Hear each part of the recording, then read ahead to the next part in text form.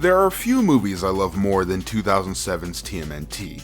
I had already loved the first two live-action films, the third one not so much, as well as tuned into the 2003 series and its later seasons like Fast Forward and Back to the Sewer. Fast Forward is so fucking underrated, man.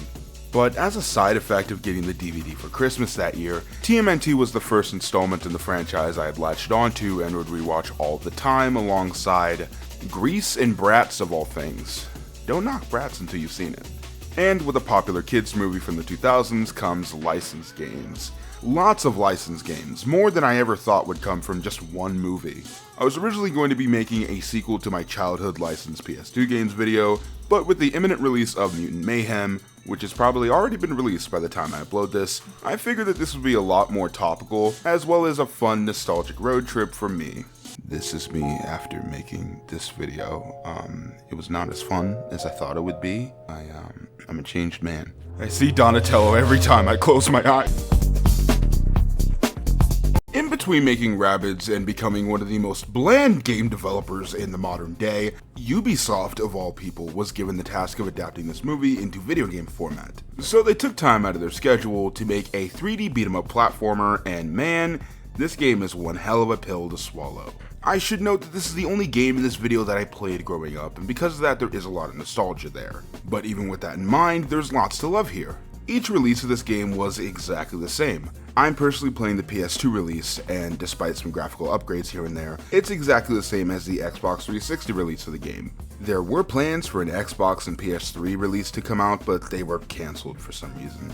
Yet somehow both the GameCube and the Wii got their own copies, which makes no sense. Anyway, for a last-gen licensed game, the game looks pretty good. The environments specifically are insanely detailed. All of the levels scratch a certain itch that I have for urban inner-city levels, and to be entirely honest, this game is probably the reason that's even something that I like nowadays. The best level hands down is the Michelangelo level where you're using the Cowabunga Carl head as a disguise as you run across a parade. It's honestly one of my favorite video game levels ever. From Mikey's dialogue, to the music, to even jumping over the parade floats, which reminds me a lot of the first Spider-Man movie. It's just so good. It's the best level in the game, which is a shame because it's only the third one that you play, and it's the thing I think of when it comes to TMNT games. I will say that the controls are pretty janky in general, but the platforming is still very satisfying. It's just addictive to run around on walls and double jump or use your brothers to jump far distances. It's very fun. You could definitely see a little bit of influence from games like Prince of Persia or what would become of the Assassin's Creed series, just small inklings here and there. Almost every cutscene is presented in a comic book form, which yes, does save money, but it's also a nice callback to the Turtles' beginnings. It's also nice to hear all the four main voice actors from the movie return for the game. James Arnold Taylor, Nolan North, Mikey Kelly, and Mitchell Whitfield all return and do a great job at the material they're given, just as good as the movie in my opinion. As an adaptation, it does a good job of translating the film to video game form. Everything that's added to the story in order to make it longer still feels like it fits. The solo missions all feel fun, but empty, which puts you in the same headspace as the characters during that opening act, when all the brothers are separated during their hiatus. Maybe I'm giving a licensed game too much credit, but as someone who still loves this movie to this very day, this could have been way worse. It's the combat where this game begins to fall apart a little bit for me. First off, you attack with circle. I already hate it. Both your punch and kick attacks feel very, very weak, even when you charge them up. It feels like it takes forever for one guy to die, which is kind of a problem for a beat-em-up game where 50% of the game is beating guys up. It all feels very bland and like it was a second thought in the developer's mind. The game also has no camera controls and it'll often just zoom in on its own, making it hard to see during both traversal and especially combat, which is already a problem in and of its own, but you also lose your special bar if you take one hit, which is kind of punishing for a kid's game. Although you are given endless retries, and the brother attacks are the highlight of the game. It's fun to see each different duo do their own thing, like Mikey swinging around Donatello, Raph throwing Leo like he's a fucking football, or Donatello doing this some electric attack. I still don't know how the hell that works. There's an unlockable shop full of additional content like costumes and stuff, I remember unlocking the Karai costume for Donatello on my original save file because he was my personal favorite turtle at the time. There's even concept art in previs, which isn't something you usually see in glorified advertisements. It felt like Ubisoft put some level of work into this game, and you're kind of meant to replay it over and over, which I did as a child. It's just a shame that 50% of this game kinda sucks. I don't think you understand how many Foot Clan ninjas and Purple Dragon members this game throws at you. Like, the levels themselves are very short and only made 15, 17 minutes long because of the combat. I ended up just throwing the towel in halfway through because I really just didn't feel like mindlessly mashing the fucking circle button anymore. From what I remember, the game has a few more filler levels, adapts the best scene in fictional history, then it just jumps to the attack on Winter's Tower, which I remember being a pain in the ass because it's a boss gauntlet of all the stone generals. Man, describing this movie out of context feels a little weird. As a tie-in game from 2007, much like Frozone's Wife, this was probably the best we were ever gonna get. It's light years ahead of the B-movie game, which was released the same year, I'll tell you that much. If you're nostalgic and have a copy, it's worth a revisit, even if it's just the first few levels. But if you didn't grow up with it or the movie, there's better stuff elsewhere. Also, I have to mention that my PS2 died in the middle of making this video. I was just playing the game on the first stage with Leonardo, and then it just kind of shit the bed. I tried everything. I'd use a different HDMI adapter, I just plugged the cables into the TV, and when that didn't work, I went and got an extra set of composite cables, and that somehow made it even worse. I usually wouldn't be trying this hard, but I just spent a bunch of money into modding this PS2 solely for playing games and making videos on it. So, thanks emulation, but yeah, TMNT, it's fine.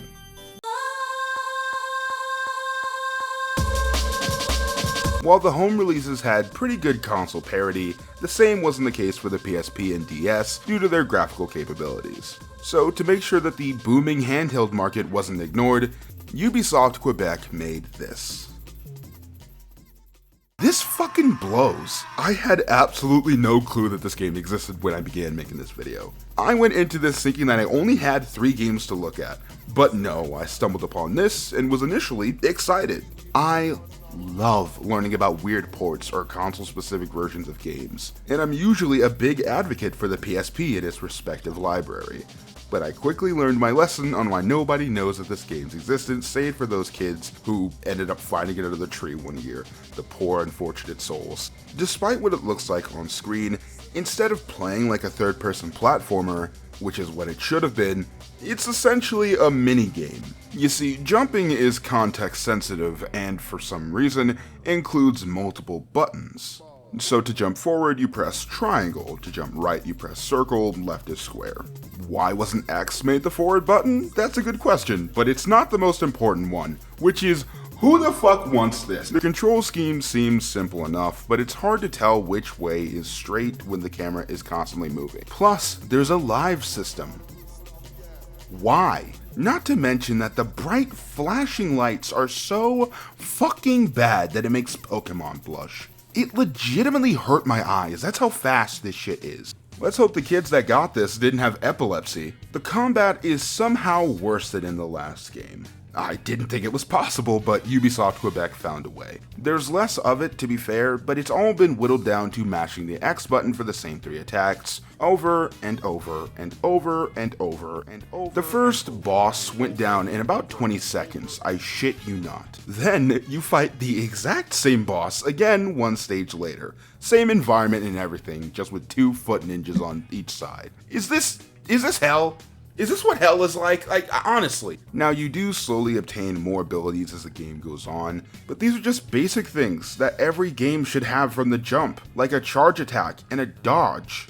Hell, the PS2 had this from the opening level, and yet somehow, this is still worse. All the story is conveyed by visual novel cutscenes with shitty PNGs. I mean, seriously, no joke, look. Just fucking look, you can see how bad these are cropped. You can still see the white around Donnie's bandana. This was sold for $50. I do have one positive that's masquerading as a negative, and that's that the levels are entirely new from the ground up, which is great to see. Lots of these locations aren't even seen in other versions of the games, and there's a unique amount of scale to them. There's a lot of that inner city charm of exploring subway stations or bridges. But then I remember, you spend less than 4 minutes in these levels playing a glorified QuickTime event. In my opinion, this was clearly developed for the 3DS in mind, and the PSP was just an afterthought. The shitty control scheme makes a bit more sense when you remember that the DS's main selling point was the touchscreen. Which is what I would say if the DS version of the game took advantage of the touchscreen, which it didn't. It plays exactly the same, down to having the same control scheme. No touchscreen implementation whatsoever. Which means that this just doesn't make any sense. Why the fuck would you want to play a game? This was made for kids, not general audiences with kids as a focal point. This is a fucking baby game. You mash the same button in combat over and over again. You jump forward by pressing random ass buttons. It's the definition of shovelware and makes the home console game look like a gift from God. It's honestly fucking insane that Ubisoft had an entirely different team make a new game instead of just having the next one ported to these platforms, which would have been a way better use of time and money. As best said by @ArmaBiologica35, just because you can use 3D models in your game doesn't mean that you should. Don't touch this thing, let it stay forgotten. If you have a PSP and are just clamoring for licensed games, go play Spider-Man 2, or honestly anything else. Fuck this, man. We'll be back right after this.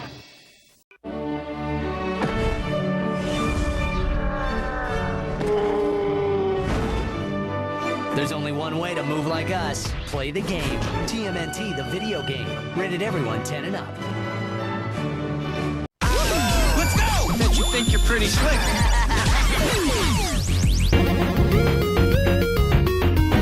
I've arguably saved the best for last when it comes to straight one-to-one movie adaptations. TMNT for the Game Boy Advance is one of the best side-scrolling beat-em-ups that I've ever played, and that's for one reason. The GBA development staff at Ubisoft worked on it, and if you didn't know, many of the same staff would go on to work on the Scott Pilgrim game, and some would go on to create tribute games who developed Shredder's Revenge. Two games I've mentioned or talked about in the past that I absolutely love, and surprisingly TMNT is no different whatsoever. If you've played Scott Pilgrim or River City Girls, you know exactly what it is that you're getting into. It's a beat 'em up with some RPG mechanics with lots of stuff to buy and upgrade. Very straight to the point. As great as this game is, and as much as I love the idea of a beat 'em up like this being only exclusive to a handheld, the Game Boy Advance is known for having a very tiny screen, and as a side effect, many of its games are very, very cramped. So I wonder if this game was also made for the PSP and DS, if that would be a problem at all. But at the same time, it kinda gives it its charm. It's a licensed game meant to coincide with the 4th theatrical Ninja Turtles film. And we somehow got a 2D love letter to the franchise's history with arcade beat-em-ups by one of the best development teams working at the time. I mean, just the sprite work alone is, it's fucking phenomenal, man. I can legitimately look at this all day. It's so easy to get distracted by a quick character animation that catches your eye. It's even fun to just watch background characters live their lives. It's so lively. Each of the 4 brothers have their own stats, which is pretty fitting for a game like this. And they do differ slightly in playstyles, which none of the other games have had. Mikey and Donatello can run if you double tap right since they emphasize speed, but Raph can't because he's a tank. Attention to detail like that really just makes this game. I think this game has the best implementation of the other turtles in combat. Of course you pick the one turtle to play as, but you also pick another to show up and help you in combat, or to give you a health pack every now and then. It's very reminiscent of Marvel vs. Capcom, and I kind of love it. The other games only simply had short, quick attacks, which are fine. I'm kind of biased towards this one, but it feels very good. I will say that this game just kind of speedruns through the story, which is fine because you were never going to be able to adapt a film on the GBA properly. There's something about compressed bit-crushed JPEGs of this film that I love. Why wasn't this on GBA video, Obviously no game is perfect. The game has a kind of rocky start. You're meant to have an arcade-like experience of losing and replaying until you know the game by heart, which is fine. But because of how cramped the Game Boy Advance screen is, it can feel like you're not able to see what's coming ahead. making it feel a little bit unfair. It's not a very long game, which I'm totally fine with. But all of the turtles don't really get the time to shine. Raph gets like 2 or 3 solo stages while the rest just don't. I hadn't had a chance to use Leonardo at all by the 5th act of the game. Then there's very tiny things like every Night Watcher mission is actually just Raph instead of making a different sprite, which I get. Pixel art is time consuming, it's just a minor thing that my brain couldn't ignore. But my rule of thumb is when my complaints are just wanting more of an already good game, they barely even count as nitpicks, let alone complaints. It's kind of insane that this was the best reviewed game out of the 3 we've talked about so far. This was given 7 and 8s out of 10, while the console version was given 5s and 6s, and I couldn't find many reviews for the PSP game. Of course, just using numbers is an oversimplification, and I'm not a big fan of review scores myself, but it just showcases the difference in quality we're talking about here. I adore the PS2 game, and I always will for nostalgia reasons, but there's so many caveats that come along with it. But TMNT for the GBA is a game that I can recommend to pretty much anybody who plays games. Even the sick bastards that aren't diehard fans of the movie like I am. If you take one thing from this video, play this game.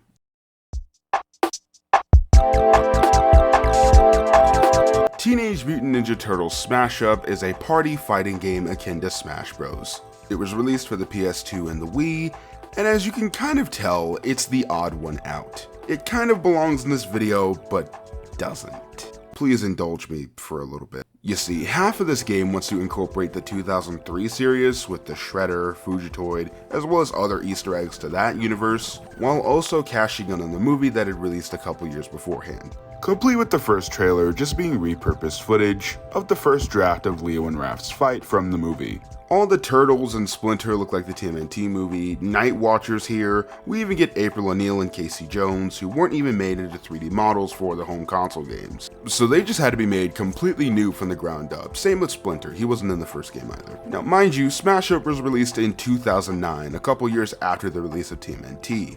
And while the 2003 series had just recently ended a couple months before, it was still in syndication. Due to brand synergy or whatever, the 2007 designs were slapped onto lots of merchandise around this time period that was not related to the movie whatsoever, including this game as an attempt to get more kids to play it, which worked. Even though I never ended up getting my own copy as a child, I always wanted to play that TMNT fighting game. For the sake of this video, canonicity doesn't really matter. I see 2007 designs, so it counts. Okay, with that out of the way. Game! Every single other property has had their chance at a brawler game. It used to be Power Stone likes, and now the kids want all the Smash Bros stuff. And it makes sense for a property like TMNT to have one for its 25th anniversary, since they have such a gigantic roster of characters and different iterations of them. And much like the GBA title, this has a lot of heavy hitters in the development team. Smash Up was developed by Game Arts, who worked on Super Smash Bros. Brawl.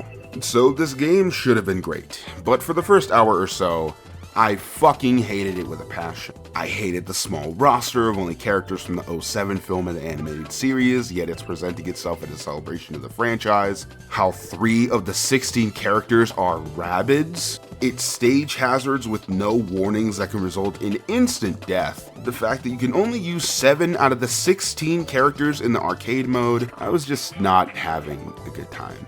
I think this is where making this video really began to hit me and started to actually detract from my enjoyment.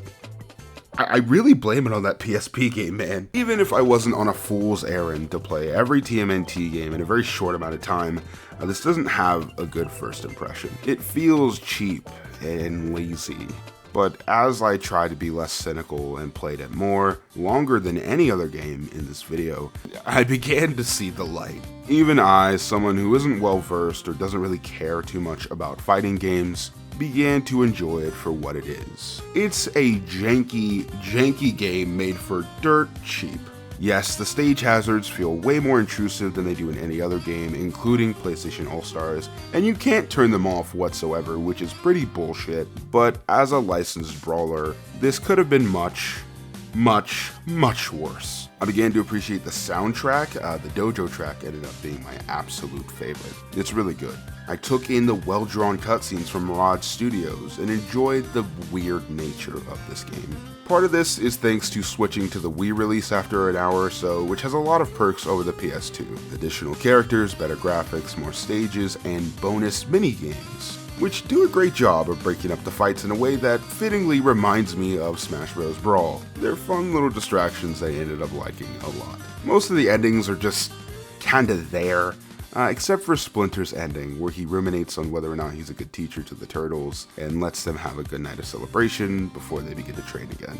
It's really sweet. The extra 4 levels have absolutely fucking psychotic unlock requirements that I wouldn't even achieve even if I wasn't making this video. I don't even think I'd do that shit even if I was 9 still. This is a Smash Bros. Clone meant to get the kids interested in more Ninja Turtles stuff. It does the job it's set out to do, offer a Smash Bros. Equivalent for fans of the Turtles. And it was fine. Really, I'd be the one losing if I decided to take the moral high ground twice in one video. It's a fine game. There's lots of stuff to unlock. The additional costumes range from super cool to something that Crystal Dynamics would do if they were still making Avengers content. Especially the ones where it's the 2003 suits.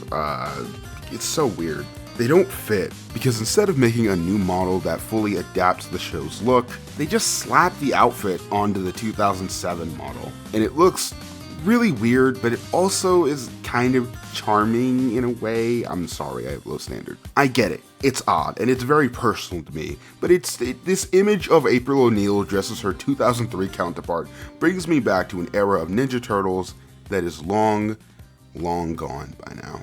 Not too long before Smash Up had been released, the 2003 series aired its 5th and final season, and Imagi Studios had just released Astro Boy, which bombed, costing the studio $23 million. Imagi was also working on a Gatchaman movie, as well as some sort of concept for a second TMNT film. But Imagi had some financial problems as a result of Astro Boy, and ended up closing its US offices and shutting down production on all of their projects, including a TMNT follow-up film. Nothing was concrete, and the only thing to survive was this very ominous teaser image that just kinda depresses me. And in 2011, Nickelodeon would buy the rights, killing off any real chance of a TMNT follow-up, leaving a Smash Bros. Clone as the final property related to TMNT, save for a small cameo in Turtles Forever. Looking back at it all 16 years later, I have an extra appreciation for this movie and the games tied to it. This was a product of the times in the best way possible. There is no TMNT without separating it from the late 2000s and the business decisions that came alongside that mindset. And I'm glad I was able to play these games and give them a fair shot. Even though one of them ended up being one of the worst things I've ever fucking played, 3 decent to great licensed games is still pretty impressive, especially for Ubisoft, of all people. I don't know what they had in their water cooler, but it was fucking work. I've enjoyed this step into the past, and I hope you have as well. I will say that I am exhausted. I'm gonna go take a nap, and then go buy my tickets from Mutant Mayhem. Alright, don't forget to share this on Tumblr or wherever the fuck you're on now. Later, dweebs. I mean, we were just saying before that, this is a franchise that's been around for, I'm not even sure how long, I'm embarrassed to say. But, since I was a kid. And I remember when the first movies came out with the live action, the rubber suits, I was just a little too old to get involved with it.